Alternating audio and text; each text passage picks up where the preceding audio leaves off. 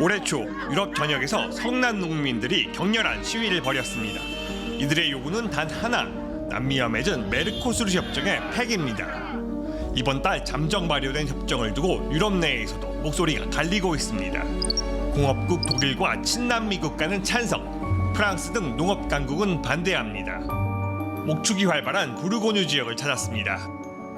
이곳은 프랑스 부르고뉴 지역에 있는 생크리스토프 가축 경매장입니다. 무려 500년이 넘는 역사를 자랑하는 곳인데요. 지금 7시가 좀 넘었고 곧 가축 경매가 시작된다고 합니다.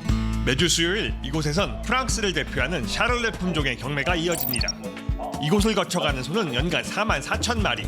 주로 거래되는 월령 12개월의 젊은 소는 2,000유로 안팎으로 최근 몇 년간 시세가 꾸준히 오르고 있습니다.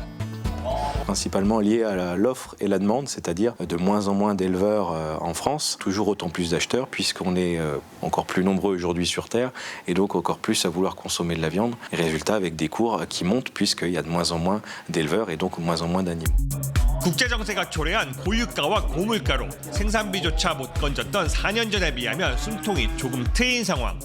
하지만 메르코수르 협정은 이런 분위기에 찬물을 끼얹는 모양새입니다.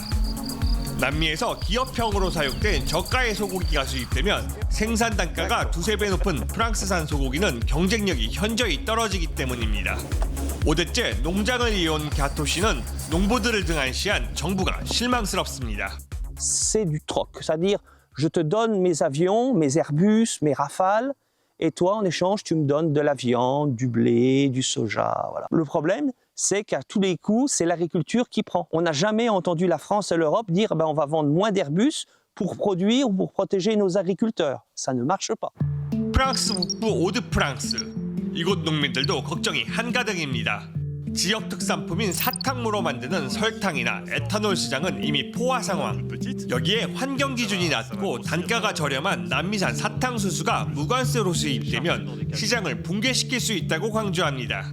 À peu près 40 matières actives, 40 substances actives de produits phytosanitaires qui sont utiles et utilisées donc dans les pays du Mercosur et qui sont interdites en Europe. On nous impose en fait des normes environnementales et des restrictions par rapport à l'utilisation de certains produits qui fait que nos rendements en fait ne sont pas aussi élevés que nos concurrents. 중동 사태 여파로 연료비는 매일같이 치솟는 가운데 대당 수억 원에 이르는 고가의 농업 장비를 유지하는 것도 부담스럽습니다. 이들은 불공정한 상황에선 제대로 된 경쟁이 어렵다며 억울함을 호소합니다. 그러나 프랑스의 경제 전문가는 이러한 걱정이 다소 과장되었다고 이야기합니다. Je pense que cette crainte, elle n'est pas vraiment fondée parce que l'ouverture du marché européen, elle est quand même sur des volumes très limités où il va pas y avoir forcément beaucoup d'impact pour l'Union européenne parce que c'est des volumes qui restent petits, donc il n'y aura pas beaucoup d'effet sur les prix. Un accord ne fait que réduire des droits de douane, mais ne va pas réduire les normes. Les normes, elles sont là. EU는 가격이 급변할 경우 긴급 수입 제한을 발동해 시장을 보호할 계획입니다. 최근에는 브라질산 가축에 대한 항균제 사용이 유럽 기준을 충족하지 못했다며 오는 9월부터 수입을 금지한다고 발표했습니다. 파리 시민들이 즐겨 찾는 시장을 방문했습니다. 폭등했던 식료품 가격이 최근에는 안정화됐지만 에너지를 비롯해 전반적인 물가가 오르며 시민의 삶이 팍팍해졌습니다. Ils prennent un peu moins parce que manque de moyens, ils peuvent plus se permettre de prendre comme avant autant de choses. Donc oui, ils prennent ce qu'ils peuvent et avant ils moins ce qu'ils veulent. 하지만 프랑스 국민 상당수는 메르코수르 협정을 반대한다는 조사도 나왔습니다. Le prix ne m'intéresse pas. Moi, ce que je veux, c'est la qualité et aussi, servir aussi les agriculteurs français. Ils sont concurrencés avec une telle différence, ça va être une catastrophe pour eux. Donc il faut compenser, aider d'une façon ou d'une autre pour qu'ils continuent de faire de la bonne viande française. 사회적 합의를 이루지 못한 채 협정의 빗장이 열렸습니다. 논란과 갈등의 해결은 이제부터 시작입니다. 지금까지 파리에서 PD특파원 김영우입니다. 농민들의 화가 정말 많이 났네요. 근데 저도 그 심정이 이제 이해가 가는 게요. 네. 유럽연합 같은 경우는요. 농축산물의 수입이라든지 유통 기준이 세계에서 가장 까다롭고 엄격합니다. 네. 농약이라든지 제초제 사용도 제한을 하고 있고요. 축산물 같은 경우는 항생제 사용부터 시작해서 사육 환경까지 규제를 하고 있거든요. 진짜 까다롭네요. 예, 그렇습니다. 이게 다 규제 비용이에요. 아, 그렇겠죠. 그런데 보셨던 메르코스르 국가들에서 수입되는 농축산물은 이런 게 적용이 안 돼요. 아하. 게다가 거의 무관세에 가깝다 보니까 네. 가격 경쟁력에서는 밀릴 수밖에 없거든요. 농민들 입장에서 참 불공정한 그렇죠. 거죠. 그러다 보니까 폴란드 정부가요. 네. 유럽 사법재판소에 FTA 잠정 발효를 즉시 중단해달라 이런 소송까지 제기한 상황입니다. 네. 농민들 시위도 지금 계속되고 있어서 이 갈등이 쉽사리 해결되지는 않을 걸로 보입니다. 알겠습니다. 또 그런가 하면 이번 주 세계가 주목한 회동이 있었죠? 네, 중국과 러시아의 정상회담이 열렸어요. 이 트럼프가 돌아가고 나서 바로 푸틴이 베이징을 찾아서 더욱 관심을 끌었습니다. 맞습니다. 예, 그래서인지 의전을 포함해서 이 비교하는 기사들이 쏟아져 나왔어요. 예, 일단 푸틴은 중국의 왕이 외교부장이 맞이했어요. 네. 왕이는 중국 공산당 중앙정치국 위원을 겸한 외교수장으로 실세 중 실세고요.